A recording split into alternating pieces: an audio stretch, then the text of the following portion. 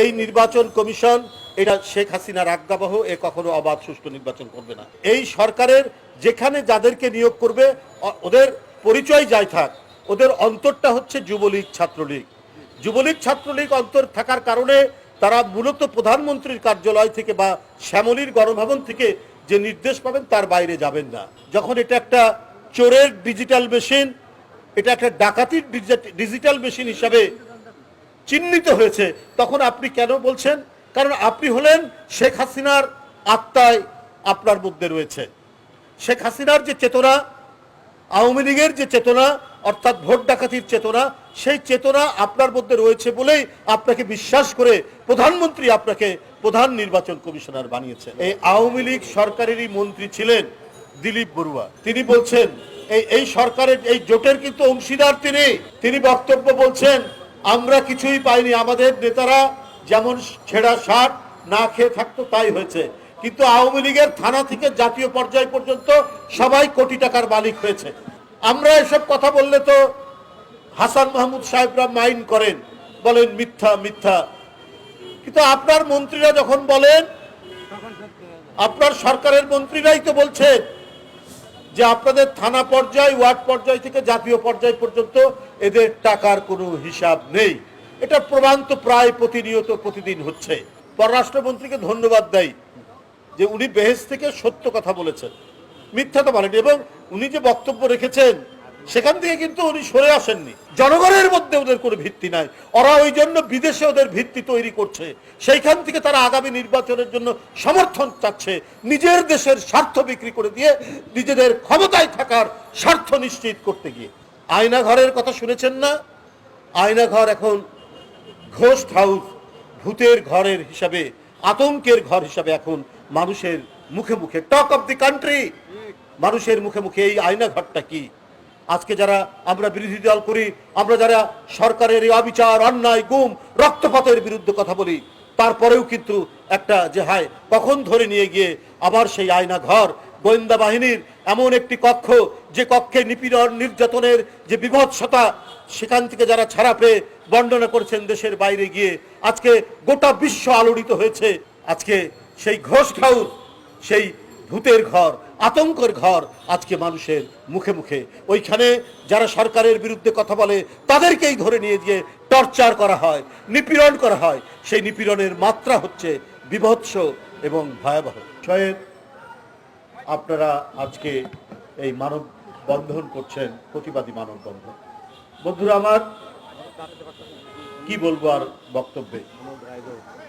আমরা কথা বলি, আওয়ামী লীগের নেতা মন্ত্রীরা বলেন আমরা কোনো সত্য কথাই বলি না, কিন্তু আমরা যা বলি প্রকারান্তরে আপনারা দেখেছেন ওই একই কথার প্রতিধ্বনি করে আওয়ামী লীগের অথবা আওয়ামী লীগের জোটের যারা মন্ত্রীরা ছিলেন বা নেতারা ছিলেন, তারা সেই কথাটি বলছেন কিছুদিন পরে। আমরা বাংলাদেশ জাতীয়তাবাদী দল এই সুরমা তেলিয়াপাড়া চা বাগানের চা শ্রমিকদের এই যে ন্যায্য দাবি, সেই দাবি পূরণের জন্য সংশ্লিষ্ট কর্তৃপক্ষ যে পক্ষ রয়েছেন, মালিক পক্ষ সরকার, সরকারেরও একটা বিরাট গুরু দায়িত্ব আছে, কিন্তু সেই গুরু দায়িত্ব নেই। এখানে হুমায়ুন ভাই বলেছেন আজকে 120 টাকা এই মুহূর্তে একজন শ্রমিক সে বেতন পায় প্রতিদিন। আপনি চারিদিকে আপনি দেখেন খাদ্যপণ্যের, আমি অন্য বাদ দিলাম, রড সিমেন্ট এর দাম এসব বাদ দিলাম, এটা দরকার নেই শ্রমিকদের, শুধু কোন রকমে পেট পুড়ে খাবে, এইটার কি এই মুহূর্তে সাধ্য আছে? মোটা চাল যদি 60 থেকে 65 টাকা হয়, ওই টাকা দিয়ে কি কিনবে? আগে বলতো যে গরিব মানুষ কোন রকম ভর্তা ভাজি দিয়ে ভাত খায়, এখন ভর্তা ভাজির দাম অনেক। যে ভর্তাতে আপনার মরিচ লাগে, কাঁচা মরিচ বা শুকনো মরিচ, তার দাম একবারে আকাশে ছুঁই ছুঁই করছে, মেঘ টেক পার হয়ে গেছে। তাহলে এখন বলতে হবে যে কোনো রকমে লবণ দিয়ে ভাত খাওয়া, কিন্তু সেই ভাতটা কেনারও তো তার সাধ্য নেই। এই সময়ে এই ভয়ঙ্কর খাদ্যপণ্যের যখন নৈরাজ্য চলছে, সেই সময় তাদের এই পরিণতি, এই দাবি তো সত্যিকার অর্থেই ন্যায্য দাবি। আমাদের ধর্মেও আছে, মহানবী বলেছেন যে ঘাম শুকিয়ে যাওয়ার আগে তার পারিশ্রমিক দিতে হবে। কিন্তু শেখ হাসিনার আমলে ঘাম ঝরতেই থাকবে, ঝরতেই থাকবে, শ্রমিক কঙ্কাল না হওয়া পর্যন্ত তার কোনো নিস্তার নেই। এই আপনার পরিস্থিতি। একজন সচিবালয়ের কর্মকর্তা পুকুর খোঁড়ার জন্য, ট্রেনিং নেওয়ার জন্য বিদেশে যাচ্ছেন, হাজার হাজার ডলার, লক্ষ লক্ষ টাকার বিনিময়ে। হাজার বছর ধরে আমাদের দেশের মানুষ কত চমৎকার পুকুর খুঁড়তেন, সেই পুকুর খোঁড়ার ট্রেনিং নেওয়ার জন্য কর্মকর্তারা যাচ্ছেন। খিচুড়ি বানানোর ট্রেনিং নেওয়ার জন্য বিদেশে যাচ্ছেন আমাদের কর্মকর্তারা। খবরের কাগজে উঠেছে না, সংবাদ মাধ্যমে? তাহলে ঘটনাটা কি? ঘটনাটা হচ্ছে যারা ক্ষমতার চারিদিকে আছেন, ক্ষমতাবান, তারা জনগণকে লুটে পুটে খাবে। আর সুরমা তেলিয়াপাড়ার চা বাগানের শ্রমিকরা, তোমরা যা পাচ্ছ ওইখান থেকে আর বেশি কথা বলো না। ওরা 300 টাকা দাবি করেছে। আজকে সর্বত্রই দাবি উঠেছে, গার্মেন্টস শ্রমিকরা দাবি করছে 20,000 টাকা তাদের মানে ন্যূনতম ইয়ের জন্য। এটা খুব একটা বেশি চাওয়া নয়। ঢাকার চারপাশে 20,000 টাকা দিয়ে জীবনযাপন করা যায়, এটা আমরা বিশ্বাস করি না। এই করোনার সময় এই সরকার এক এক বাসায় যার মাত্র 2-3টা ফ্যান চলে বা কয়েকটা হয়তো বাতি জ্বলে, তার জন্য 10,000, 20,000, 25,000 টাকা করে আপনার বিল করেছে। কেউ কিছু বলার নেই, কারণ কর্তৃত্ববাদী সরকার জবাবদিহি করতে হয় না, যে তাকে 5 বছর পর একটা সুষ্ঠু নির্বাচনে আসতে হবে। এই ভয়টা থাকলে শেখ হাসিনা এই কাজগুলো করতে পারতেন না, কিন্তু তিনি এই কাজটা করছেন।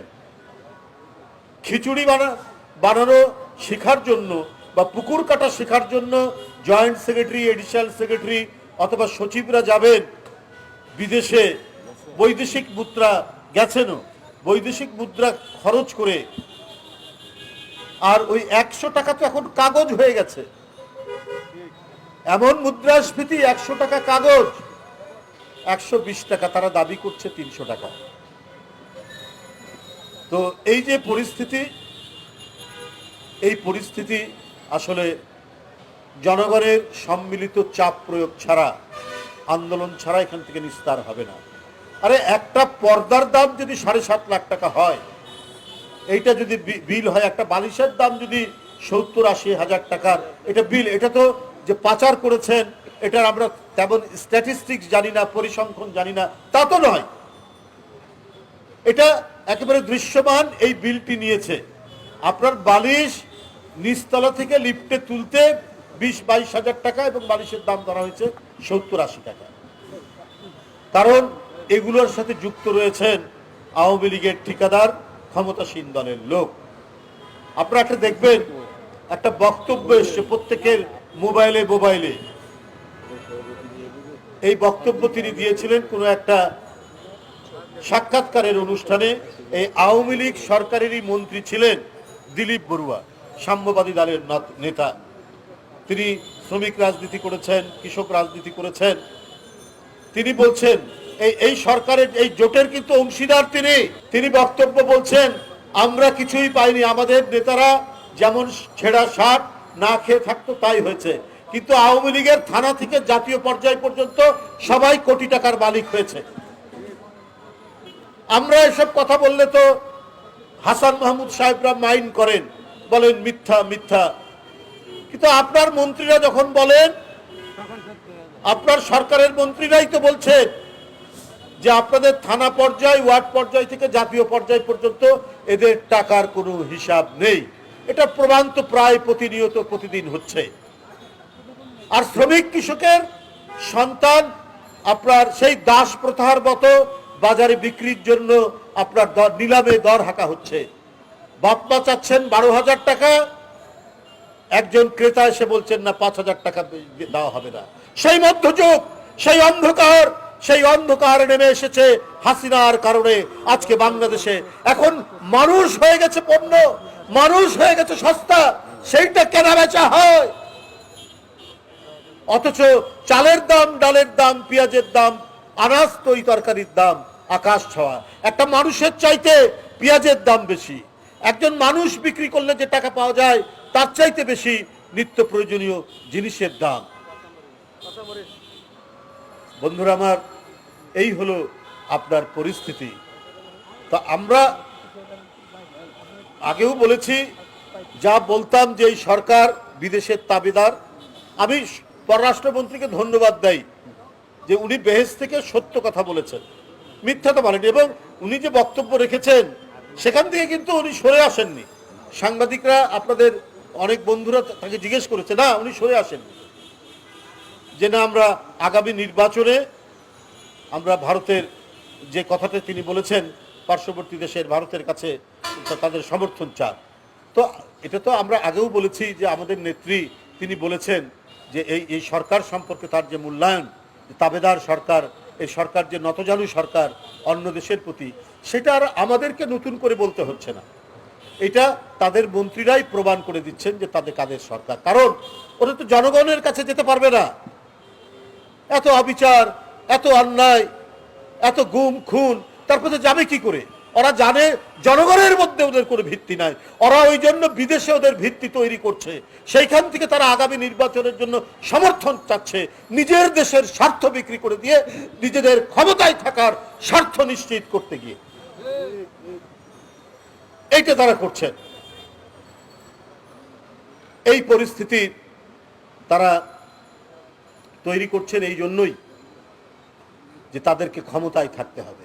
তাই ওরা কিন্তু মুক্তিযুদ্ধের চেতনার কথা দেখবেন যে প্রায় বলে, মুক্তিযুদ্ধের চেতনা, মুক্তিযুদ্ধের চেতনা। তা আমার মনে হয় যে যারা নিজেদের স্বার্থে অন্য দেশের কাছে দেশের সামগ্রিক স্বার্থ বিক্রি করে দেয়, এটা কি মুক্তিযুদ্ধের চেতনা? না, ওরা আসলে মিথ্যার চেতনায় বিশ্বাস করে। এই মিথ্যার চেতনায় বিশ্বাস করে বলেই সেটা ঢাকা দেওয়ার জন্য তারা মুক্তিযুদ্ধের চেতনার কথা বলে। তারা কোন মুখ নিয়ে যাবে? আয়না ঘরের কথা শুনেছেন না?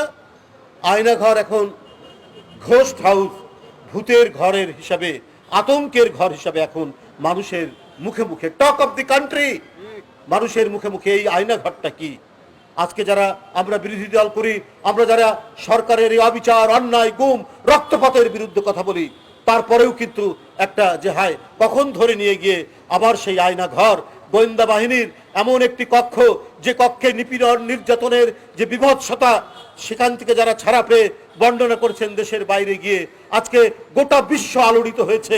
বাংলাদেশ 30 লক্ষ রক্ত গঙ্গা বয়ে গেছে, যে বাংলাদেশে 2 লক্ষ মা বোন ইজ্জত দিয়ে আমার স্বাধীন পতাকা, আমার স্বাধীন মানচিত্রকে যারা কলঙ্কিত করছে, ওই আওয়ামী লীগ এই দেশে তো আয়না ঘর হওয়ার কথা ছিল না। এই ঘরে তো বিরোধী দলকে নিয়ে গিয়ে সেখানে অত্যাচার করার কথা ছিল না। আজকে সেই ঘোস্ট হাউস, সেই ভূতের ঘর, আতঙ্কের ঘর আজকে মানুষের মুখে মুখে। ওইখানে যারা সরকারের বিরুদ্ধে কথা বলে তাদেরকেই ধরে নিয়ে গিয়ে টর্চার করা হয়, নিপীড়ন করা হয়। সেই নিপীড়নের মাত্রা হচ্ছে বিভৎস এবং ভয়াবহ। তো সরকার কেন বিদেশের কাছ থেকে সাহায্য চাচ্ছেন সেটা আবারও কালকে প্রমাণ করেছেন নির্বাচন কমিশন। আমরা প্রথমেই বলেছি যে এই সরকারের যেখানে যাদেরকে নিয়োগ করবে ওদের পরিচয় যাই থাক, ওদের অন্তরটা হচ্ছে যুবলীগ, ছাত্রলীগ। যুবলীগ, ছাত্রলীগ অন্তর থাকার কারণে তারা মূলত প্রধানমন্ত্রীর কার্যালয় থেকে বা শ্যামলীর গণভবন থেকে যে নির্দেশ পাবেন তার বাইরে যাবেন না। আমরা বলেছি এই নির্বাচন কমিশন এটা শেখ হাসিনার আজ্ঞাবহ, এ কখনো অবাধ সুষ্ঠু নির্বাচন করবে না, সেটা তিনি নিজেই প্রমাণ করলেন। তারপরেও তিনি যাদের সাথে কথা বলেছিলেন, এই যে সংলাপ বিরোধী দলের সাথে, আমরা দেখেছি খবরের কাগজে অধিকাংশই আপনার ইভিএম এর বিরুদ্ধে বলেছে। কিন্তু উনি কালকে বললেন যে 150টা মানে কেন্দ্রে 150টা আসনে আপনার ইভিএম ব্যবহার করা হবে।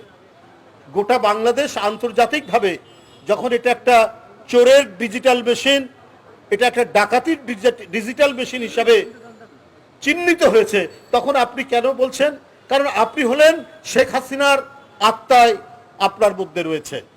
শেখ হাসিনার যে চেতনা, আওয়ামী লীগের যে চেতনা অর্থাৎ ভোট ডাকাতির চেতনা, সেই চেতনা আপনার মধ্যে রয়েছে বলেই আপনাকে বিশ্বাস করে প্রধানমন্ত্রী আপনাকে প্রধান নির্বাচন কমিশনার বানিয়েছে। আপনার কাছে জনগণ কি চায়, এদেশের রাজনৈতিক দলগুলো কি চায়? অবাধ সুষ্ঠু নির্বাচনের জন্য জনগণের যে আকুতি।